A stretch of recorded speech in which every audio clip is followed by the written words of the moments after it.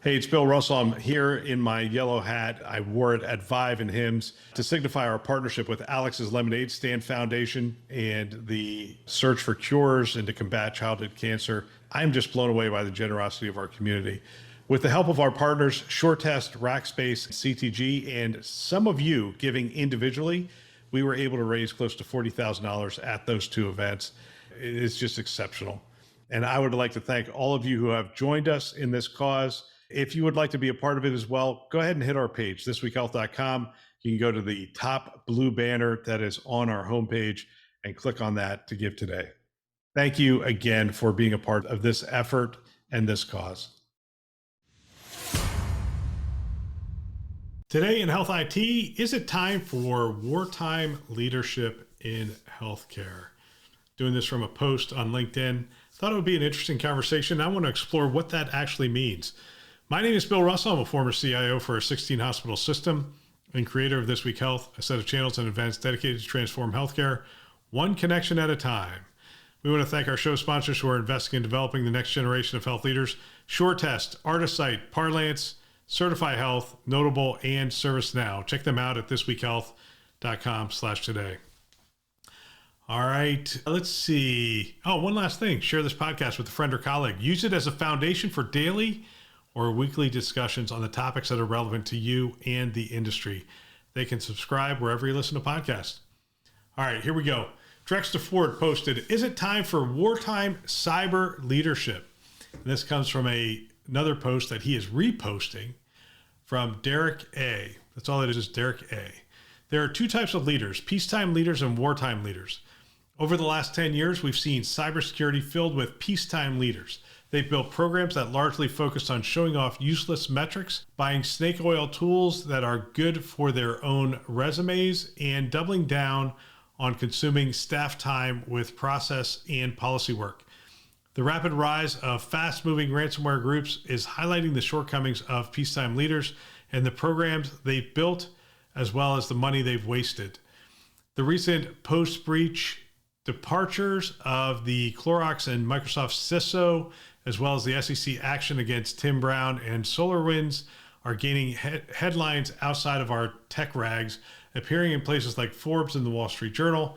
Yesterday, I wrote about the Show Pony cyber programs. The pivot is coming, and more boards, CIOs, and CFOs are going to start to ask if they've funded the Show Pony cyber program and if it's time to hire a wartime cyber leader to make rapid advances. There's flaws in this thinking. I'm going to come back to them. Let me keep going. This is just an interesting post in and of itself.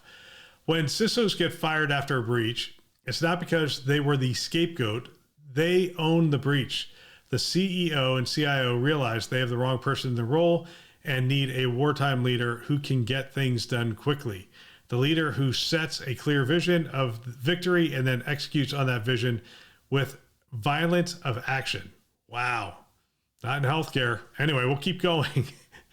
The Show Pony programs that were built over the last few years have nothing to do to counter the TTPs, and attackers are using most teenage ransomware groups are running playbooks from 2016 and are easily beating over-educated and certified corporate cyber teams. The peacetime leader has excuses of being unable to counter that playbook due to not wanting to rock the boat or upset users, because the focus hasn't been on countering those TTPs and defeating the enemy. It's been on building a policy and process machine that doesn't fight. If you've worked in an org post-breach about wartime leaders, any task that's not critical to winning the war is a task that's ignored. Process, policy, and unwritten corporate rules are broken daily for the sake of speed and winning the war. Anyone who deviates from the stated objectives or slow walks work quickly finds themselves looking for a new job. Winning is the first, second, and third most important goal. Things you were told you couldn't do before the breach will be things that get done in the weeks or days following. Non-performing tools and people will both exit the org at speed.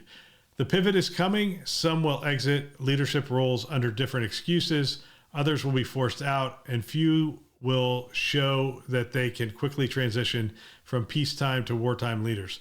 But the days of the show pony riding non-technical cyber suite leaders are coming to an end. He's a picture of Patton, which is always menacing, and a couple comments below. One of the ones that's interesting, Matthew Franz says, Patton and MacArthur are generally considered toxic leaders by most historians, with Eisenhower, Nimitz, and Marshall being positive role models. And he cites a book that has that. My initial comments on this, I put this in the post, is where do we draw the line? Peacetime chief medical officer, CEO, and CIO with a wartime CISO and CFO. Won't there have to be a recognition of the war at every leadership position? Even if they recognize, is that enough?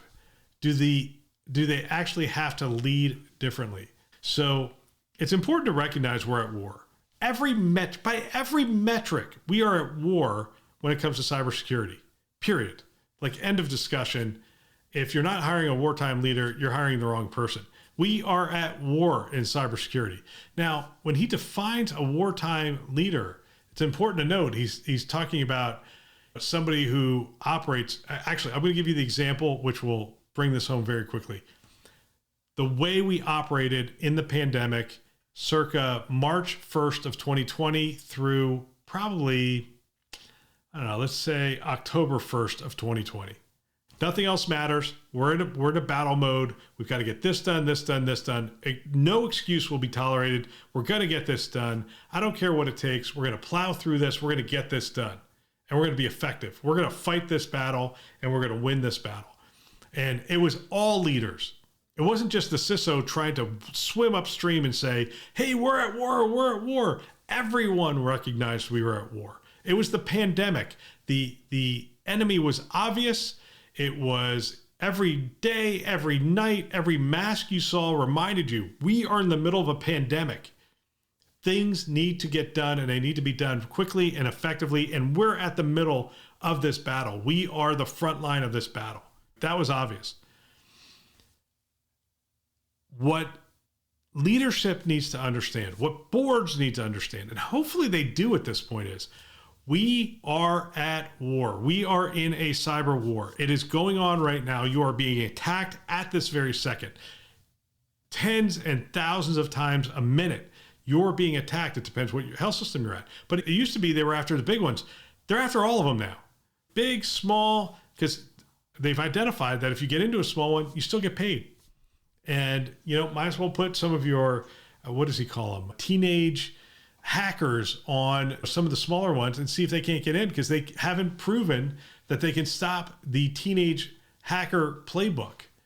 So I want to go back to something he says here. The pivot is coming, and more boards, CEOs, CIOs, and CFOs are going to start to ask if they funded a show pony cyber program and if it's time to hire a wartime cyber leader to make rapid advances.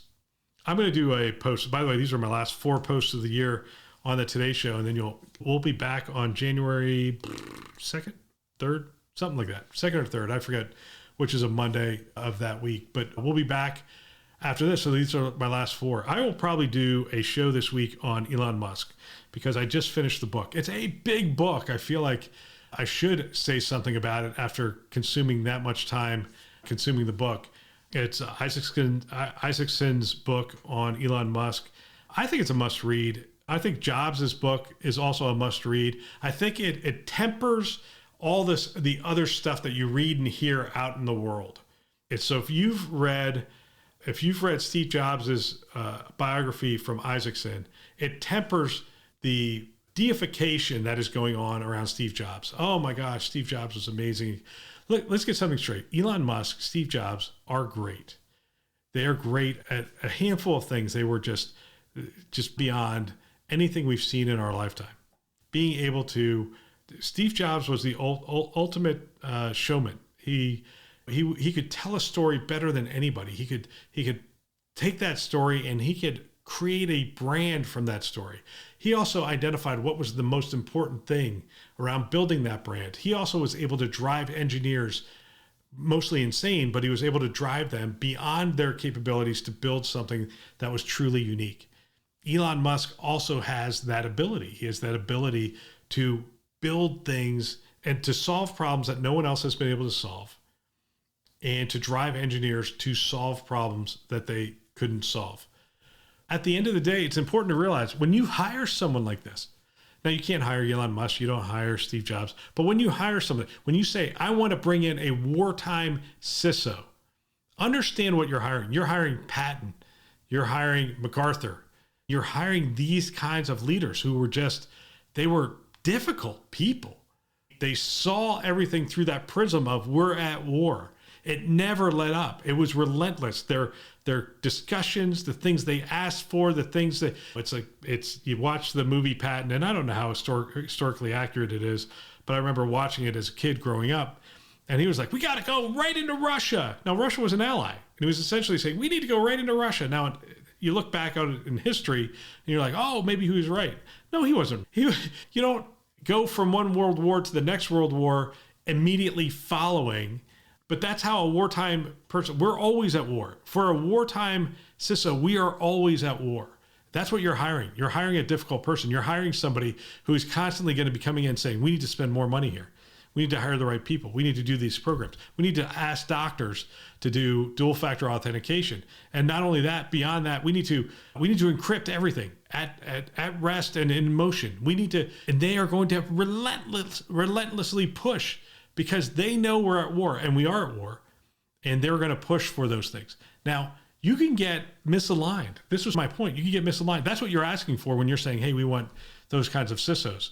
And I do believe we need those kinds of CISOs because we're at war. But if the CEO, the board, the CIO, and the CFO are not in alignment, if they're not wartime people, they're going to tire of this person very quickly.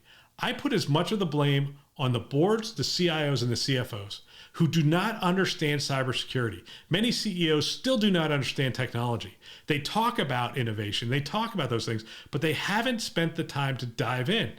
In the Musk book, he dives into all of it, to Neuralink, to rockets, to cars. So to say a CEO can't understand every aspect of the healthcare system is a bunch of baloney. They choose not to. CEOs need to understand technology, and they need to understand cybersecurity at a level that they do not currently understand it today. And to say, oh, my job's bigger than that, I trust people to do that. No, there are certain things you have to understand. If you're being attacked every day by adversaries, you need to take the time to sit down with your CISO and understand what they're saying, and potentially educate yourself on what those attacks mean, and essentially be able to weigh in on the conversation at a level you haven't weighed in on before. And so as a board, if your CEO doesn't understand cybersecurity, if every time they need to talk about cybersecurity, they bring somebody in to talk about it, they might not be the right CEO. You might need a wartime CEO. And by the way, you probably need a wartime CEO because healthcare is under attack, period. From a financial standpoint, it's under attack. You need a wartime CEO, a wartime CFO, a wartime CISO, and probably a wartime CIO. They need to view everything as our existence is under attack. There are tons of people coming for your revenue, for your patients, and they're coming for your data, and they're coming for your doctors. It is really time to rethink what we think the role is of CEO, CIO, CFO, and definitely CISO. Because if that's not obvious to you, that we're under attack every day on the cybersecurity front, then you're not seeing things clearly. With that being said, we need alignment.